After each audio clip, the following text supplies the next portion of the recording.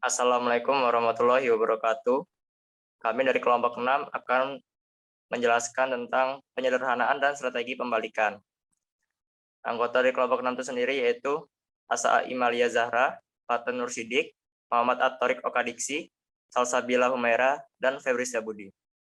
Perkenalkan, nama saya Asa Imalia Zahra dengan NPM 20150610006. Di sini yang pertama membahas tentang pengertian penyederhanaan ekspresi logika. Operasi penyederhanaan merupakan penyederhanaan ekspresi logika atau bentuk-bentuk logika yang dibuat sesederhana mungkin dan sudah tidak dimungkinkan dimanipulasi lagi. Operasi menggunakan hukum-hukum ekuivalensi logis. Di sini terdapat tabel-tabel dari hukum-hukum logika yang diantaranya termasuk hukum identitas, hukum idempoten, hukum double negasi, komunitatif, asosiatif, distributif, absorpsi, De Morgan, dan hukum ekuivalensi. Operasi penyederhanaan dengan menggunakan hukum-hukum logika dapat digunakan untuk membuktikan suatu ekspresi logika ini bernilai tautologi, kontradiksi, ataupun kontingen. Jika hasil penyederhanaan yang bernilai 1, maka tergolong tautologi. Jika bernilai 0, maka tergolong kontradiksi. Dan jika bernilai tidak 1 ataupun 0, maka tergolong kontingen.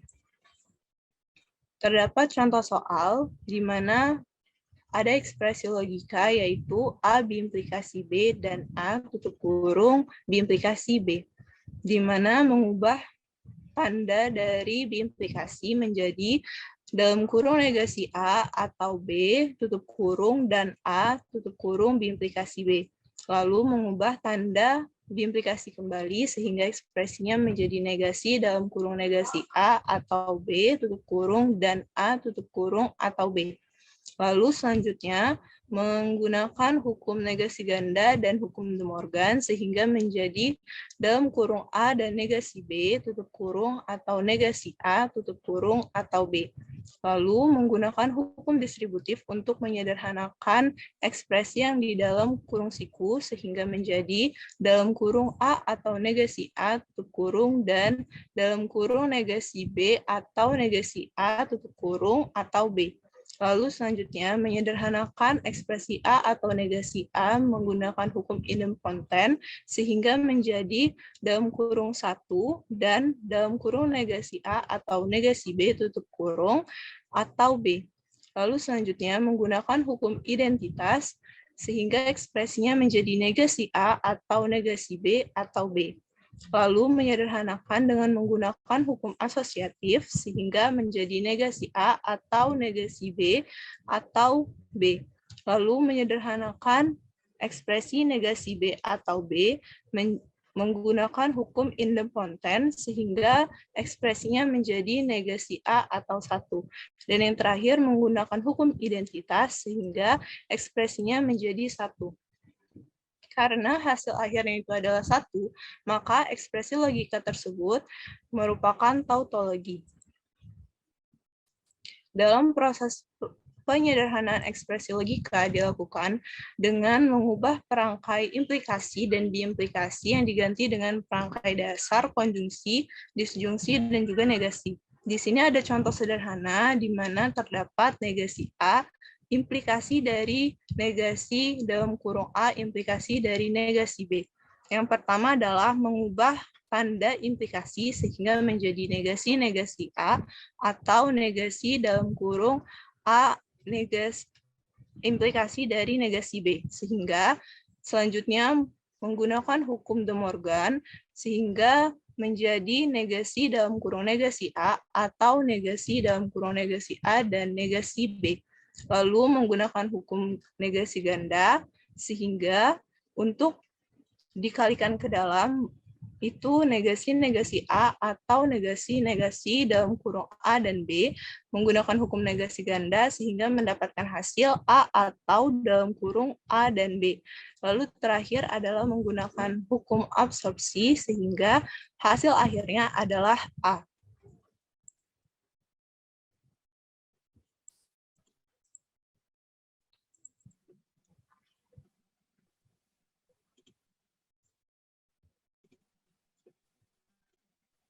Baik, untuk Contoh soal berikutnya, saya jelaskan. Perkenalkan, nama saya Muhammad Atarik Okariksi dengan NPM 205506101. Di sini soalnya, dalam kurung negasi K, implikasi negasi L, tutup kurung, implikasi, dalam kurung, K implikasi L, tutup kurung, implikasi negasi K, tutup kurung. Di sini kita menghilangkan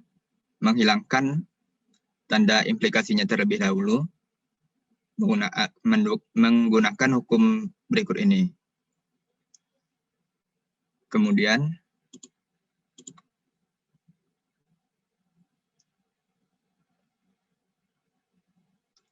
tanda implikasi yang ini kita ubah menjadi ini.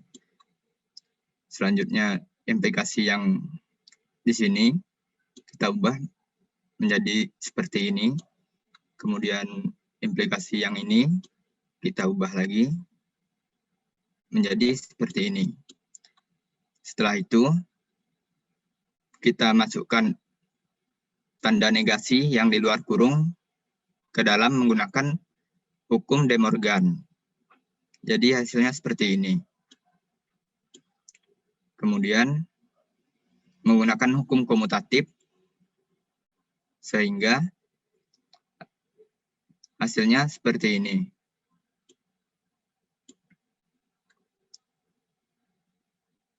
Kemudian menggunakan hukum absorpsi, K dan negasi K disatukan, hasilnya negasi K or negasi L.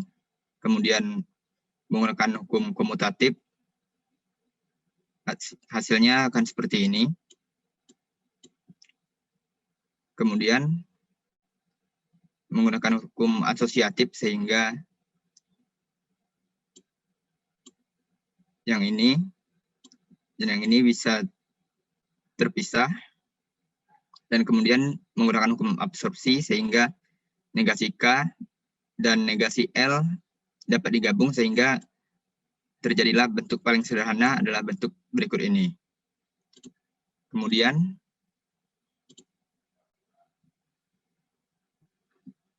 untuk soal yang ini, soalnya adalah dalam kurung AN negasi B, tutup kurung or ANB N C, tutup kurung.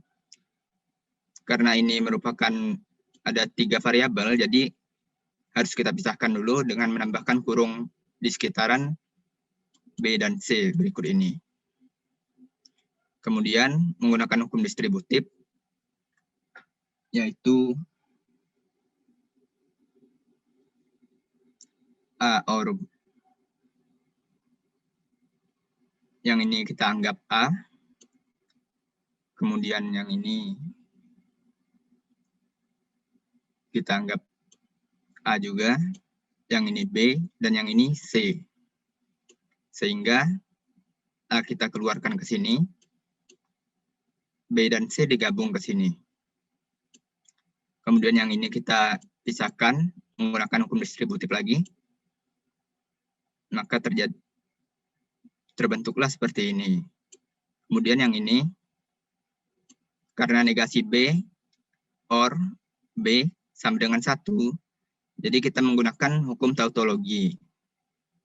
Sehingga yang ini hasilnya sama dengan 1. Kemudian menggunakan hukum identitas dari dan, maka ini keluar ke sini. Ini merupakan bentuk paling sederhana dari ekspresi logika yang sebelumnya. Kemudian dilanjutkan oleh Saudara Patan.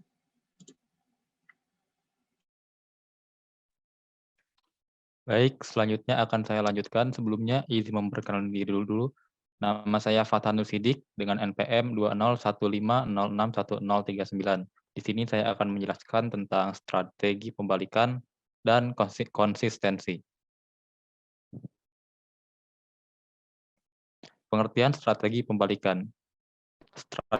Strategi pembalikan atau refutation strategi ditujukan untuk membuktikan validitas suatu ekspresi logika untuk argumen dan untuk memastikan nilai-nilai premis benar yang harus diikuti oleh kesimpulan yang benar. Teknik ini mirip penyederhanaan. Perbedaannya terletak pada kesimpulan argumen yang harus disalahkan dengan cara dinegasikan atau diberi nilai F atau false. Lalu ada pengertian konsistensi. Tabel kebenaran sangat bermanfaat untuk membuktikan validitas ekspresi logika, tapi masalahnya adalah jika ekspresi logika memiliki banyak variabel proporsional, maka diperlukan tabel yang sangat besar, yaitu 2 pangkat n. Nah, kelemahan lainnya terletak pada logika proporsional yang tidak biasa menangani kerumitan bahasa yang dipergunakan sehari-hari. Walaupun untuk yang sederhana sudah cukup, bahasa yang rumit akan ditangani oleh logika predikat. Nah, koleksi dari pernyataan-pernyataan disebut konsisten. Pernyataan-pernyataan tersebut secara simultan semuanya benar. Konsistensi dapat dibuktikan dengan membuat pernyataan ekspresi logika dan buka tabel benar.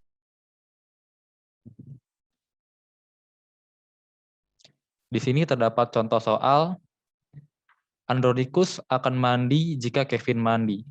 Ibu Andronikus tidak akan senang jika Andronikus tidak mandi. Kevin mandi, Ibu Andronikus senang. Pernyataan di atas disebut konsisten satu dengan lainnya jika semuanya bernilai benar. Pernyataan di atas bukan argumen, karena tidak ada kesimpulan yang ditandai dengan kata "dengan demikian". Konsistensi dapat dibuktikan dengan membuat pernyataan menjadi ekspresi logika dan dibuktikan melalui tabel kebenaran. Adapun langkah-langkah untuk membuat tabel kebenaran dan membuktikan konsistensinya adalah sebagai berikut. Langkah 1, mengubah ke variabel proporsional. Di sini terdapat pernyataan Andronikus mandi. Maka A, yaitu Andronikus mandi. Lalu ada Kevin mandi yang dituliskan oleh B, maka Kevin mandi. Lalu ada pernyataan Ibu Andronikus tidak akan senang. Lalu maka kita tuliskan C di sini, Ibu senang. Lalu dilanjutkan ke langkah 2-nya. Nah, di langkah 2, mengubah pernyataan menjadi ekspresi logika. Di sini yang pertama, tadi ada pernyataan Andronikus akan mandi jika Kevin mandi. Terdapat kata jika, maka dituliskan menjadi ekspresi logikanya adalah ditandai dengan implikasi. Lalu yang kedua, ada pernyataan Ibu Andronikus tidak akan senang jika Andronikus tidak mandi. Di sini tadi ada Andronikus mandi. Di sini ada pernyataan Ibu Andronikus tidak akan senang jika Andronikus tidak mandi. Maka Andronikus mandi diimplikasikan dengan ibu tidak senang. Lalu yang ketiga ada pernyataan Kevin mandi. Yang keempat ada pernyataan Ibu Andronikus senang. Lalu langkah ketiganya menyusun ekspresi logika menjadi sebuah kesatuan dengan disjungsi. Di sini semua ekspresi logika yang digabungkan dengan menggunakan disjungsi menjadi dalam kurung A implikasi B tutup kurung disjungsi dan buka kurung A implikasi negasi C tutup kurung dan atau disjungsi B disjungsi C. Langkah 4, membuat tabel kebenarannya menjadi seperti berikut. Untuk membuat tabel kebenarannya di sini terdapat 3 variabel proporsional tunggal, yaitu A, B, C. Maka seperti biasa untuk membuat banyaknya baris tabel, rumus 2 pangkat N dengan N adalah banyaknya variabel proporsional tunggal, yaitu ada 3, yaitu A, B, C. Maka 2 pangkat 3 terdapat 8 baris ke bawah. Lalu kita tuliskan seperti biasa, di C-nya ada true, false, true, false, true, false, true, false, true, false. Yang B ada true, true, false, false, true, true, false, false. Yang A ada true, true, true, false, false, false. Lalu untuk negasi C-nya di sini tinggal dibalikan saja, yang di C-nya true dibalikan menjadi false dan false menjadi true. Lalu untuk A implikasi B di sini untuk implikasi semua nilai yang di sebelah kiri jika akan menghasilkan false jika yang di sebelah kiri true dan sebelah kanan false. Untuk semuanya adalah true. Sama seperti yang sebelah kanan, di sini ada A, contohnya pada baris kedua, nilainya akan true jika yang di sebelah kiri true dan sebelah kanan true. Lalu bisa dilihat di baris pertama, nilainya akan menjadi false jika di baris ketiga, sebelah kirinya true dan di sebelah kanannya false, maka akan menjadi false. Lalu dilihat di baris yang sebelah kanan, semua hasilnya adalah false. Next.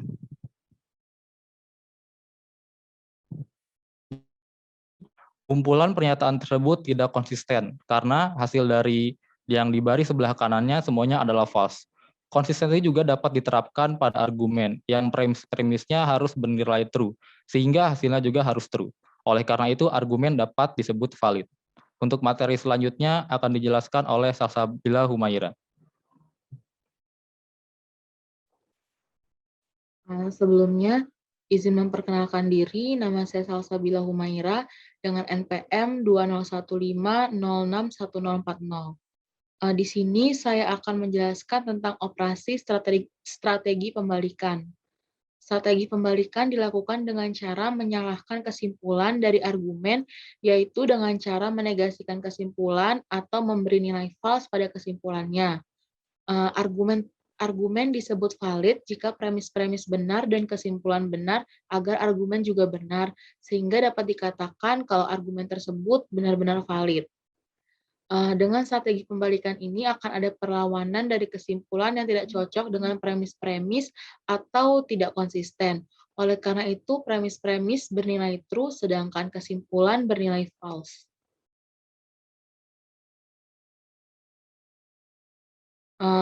Selanjutnya ada contoh soal, yaitu jika impor gula turun, maka harga gula naik.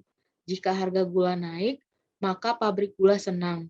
Dengan demikian, jika impor gula turun atau harga gula naik, maka pabrik gula senang. Untuk menyelesaikan soal tersebut, kita memerlukan beberapa langkah. Langkah yang pertama yaitu mengubah ke variabel proporsional. Di sini kita misalkan terlebih dahulu A untuk impor gula turun, B untuk harga gula naik, dan C untuk pabrik gula senang. Langkah kedua yaitu mengubah pernyataan menjadi ekspresi logika. Di soal tersebut pernyataan pertamanya yaitu jika impor gula turun maka harga gula naik, dan ekspresi logikanya menjadi A implikasi B. Pernyataan kedua yaitu ada jika harga gula naik maka pabrik gula turun, pabrik gula senang, maka ekspresi logikanya menjadi B implikasi C. Selanjutnya ada pernyataan ketiga yaitu adalah kesimpulannya, yaitu jika impor gula turun atau harga gula naik maka pabrik gula senang. Ekspresi logikanya menjadi A or B implikasi C. Langkah ketiga yaitu menyusun ekspresi logika menjadi satu kesatuan dan menegasikan kesimpulannya. Kita dapat menyusun ekspresi logika itu menjadi kesatuan menggunakan disjungsi dan menambahkan negasi pada kesimpulannya. Next. Selanjutnya langkah yang keempat yaitu membuat tabel kebenaran. Karena di soal terdapat 3 variabel, maka untuk menentukan jumlah baris dalam tabelnya kita menggunakan rumus 2⁻3 dengan n adalah banyaknya variabel. Jadi untuk tabel kebenaran ini kita menggunakan 2⁻3. Jadi terdapat 8 baris pada tabel kebenaran berikut. Selanjutnya setiap premis dimasukkan ke dalam tabel dan sehingga mendapatkan hasil semua kesimpulannya false. Next. Itu artinya semua premis-premis tersebut tidak konsisten karena hasilnya adalah false. Jadi di sini terjadi kemungkinan bahwa negasi dari kesimpulan bernilai true sama dengan premis-premisnya. Karena ini adalah strategi pembalikan, hasil yang semula bernilai false justru menjadi bernilai true, sehingga argumen tersebut dikatakan bernilai valid. Untuk materi selanjutnya dijelaskan oleh Febri Setiabudi. Kepada Febri dipersilakan. Baik, selanjutnya saya akan menjelaskan mengenai model dan countermodel. Sebelumnya, izinkan saya memperkenalkan diri. Saya Febri Setiabudi, NPM 2015061079. Model. Teknik ini berusaha untuk mencari premis-premis dan kesimpulan bernilai true, sehingga hasilnya pasti true. Maka argumen tersebut valid. Akan tetapi, karena nilai true diperoleh dari berbagai kemungkinan, maka digunakan strategi pembalikan dan menjadi counter model. Counter model memisalkan premis-premis bernilai true dan kesimpulannya bernilai F atau false. Jika terpenuhi, maka argumen tersebut tidak valid. Sebaliknya, jika tidak terpenuhi, maka argumen tersebut valid. Untuk model argumen yang konsisten itu sendiri, yaitu apabila semua premis dan kesimpulan itu bernilai true. Next. Untuk contoh soal, jika Judika mengadakan konser, maka jika harga tiket tidak terlalu mahal, maka penonton akan ramai. Jika Judika mengadakan konser, maka harga tiket tidak terlalu mahal. Dengan demikian, jika Judika mengadakan konser, maka penonton akan ramai. Yang pertama, kita membuat variabel proporsional. Misalnya, untuk P itu adalah Judika mengadakan konser. Dan untuk Q itu adalah harga tiket terlalu mahal, dan R itu adalah penonton ramai.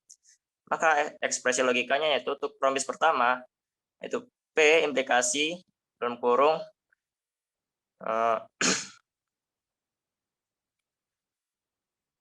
negasi Q implikasi R. Dan untuk premis 2 yaitu P implikasi negasi Q. Kesimpulan, maka P implikasi R. Yang pertama, kita memberikan nilai pada setiap premis dan kesimpulan. Untuk premis pertama yaitu P implikasi dalam kurung negasi Q implikasi R. Itu bernilai true, dan premis kedua yaitu P implikasi negasi Q itu bernilai true, dan kesimpulan P implikasi R bernilai false dengan penerapan strategi pembalikan.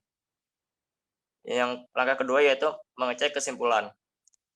Jika nilai P implikasi R itu false, maka hanya ada satu kemungkinan, yaitu nilai P itu true dan nilai R itu false. Sehingga nilai P adalah true dan nilai R adalah false. Untuk langkah ketiga yaitu cek premis 1. Jika nilai P implikasi dalam kurung negasi Q implikasi R itu bernilai true, diketahui nilai P adalah true dan nilai R adalah false. Pertama, jika ingin memperoleh nilai P implikasi dalam kurung negasi Q implikasi R bernilai true, maka nilai negasi Q implikasi R harus true karena nilai P sebenarnya itu true dan nilai R itu false. Hanya terdapat satu kemungkinan saja, yaitu nilai negasi Q adalah false. Sehingga nilai negasi Q adalah false dan nilai dari Q adalah true. Dan langkah keempat yaitu mengecek premis 2. Jika nilai P implikasi negasi Q itu true, maka diketahui nilai P itu true dan nilai negasi Q itu false, maka tidak mungkin terjadi untuk nilai P implikasi negasi Q itu true dengan nilai P itu true dan nilai negasi Q itu false. Dan berdasarkan nilai kedua variabel tersebut, harusnya nilai P implikasi negasi Q itu false. Maka hasil yang diperoleh yaitu untuk premis yang pertama, P implikasi dalam kurung negasi Q implikasi R itu true, dan premis 2, P implikasi negasi Q itu false, dan kesimpulan itu P implikasi R itu false. Sehingga argumen dikatakan konsisten dan valid karena terjadi perubahan pada premis 2 dari true menjadi false. Dan kesimpulannya juga menunjukkan hasil sama dengan false. Apabila nilai premis 1 dan premis 2 tidak mengalami perubahan, maka argumen dapat dikatakan tidak valid dan tidak konsisten. Demikian presentasi dari kelompok kami mengenai penyederhanaan dan strategi pembalikan. Apabila ada kesalahan, kami mohon maaf. Kami akhiri. Wassalamualaikum warahmatullahi wabarakatuh.